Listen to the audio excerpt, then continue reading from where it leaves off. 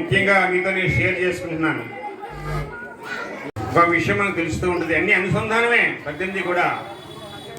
అందువల్ల ముందు రామాయణాన్ని గోవింద ఆయన అనుగ్రహం లేకపోతే మనం చెప్పలేము. ఆయన పిలిచారు.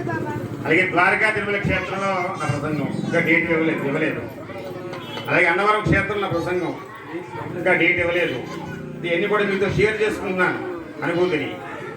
అలాగే విజయవాడ గంధర్గమ్మ తల్లి క్షేత్రంలో నా ప్రసంగం, అమ్మ అనుగ్రహం, అమ్మల కన్నయ్యమ్మ, ముగ్గురమ్మల మూలపుడమ్మ, చాలా పెద్దమ్మ, సురారులమ్మ, కడుపాడ ఉచ్చినయమ్మ, తన్నులో నమ్మిన వేల్పుటమ్మల మనములుండడి అమ్మ, దుర్గమాయమ్మ, కృపార్తి, ఈవుత, మహత్వ, కవిత్వ, పడుత్వ సంపద ఉంటారు పోతనమాచల వారు.